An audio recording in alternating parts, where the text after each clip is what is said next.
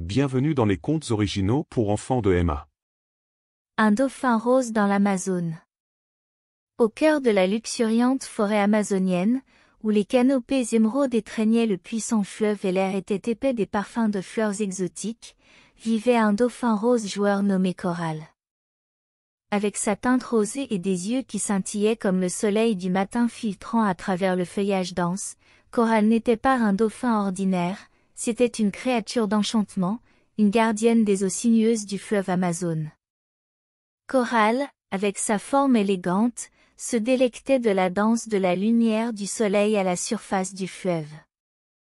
Les courants la portaient à travers des criques secrètes et des lagunes cachées, et les échos de la jungle résonnaient dans les ondulations qu'elle créait. Pourtant, au milieu de la vie vibrante de l'Amazone, Coral nourrissait un rêve, découvrir la source du fleuve, là où ses eaux commençaient leur périple.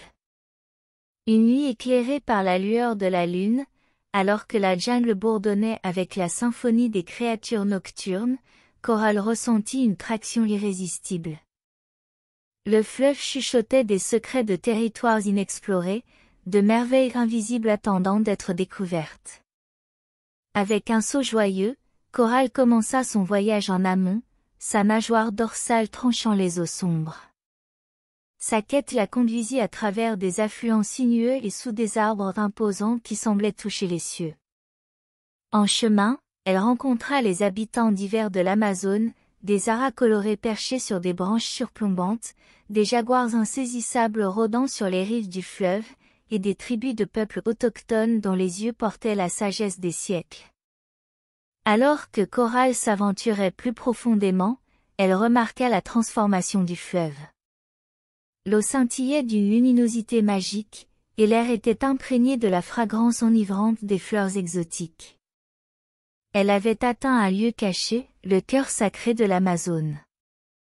Dans cet endroit mystique, Coral rencontra une vieille tortue sage nommée Tepuy, qui se prélassait dans la lueur des eaux bioluminescentes.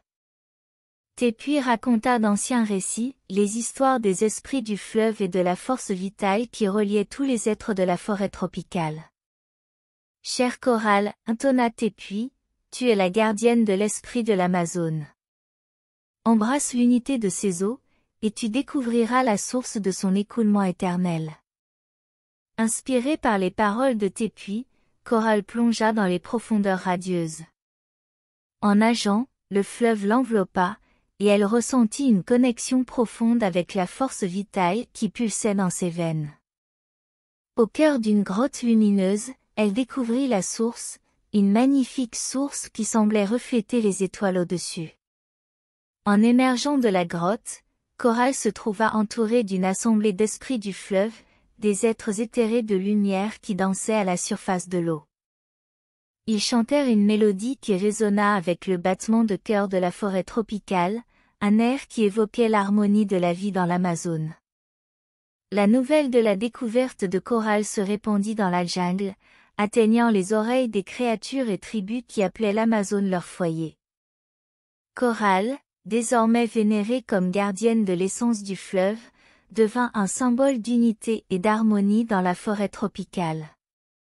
À chaque saut ludique et chaque tour gracieux, Coral transportait l'esprit de l'Amazone à travers ses eaux sinueuses.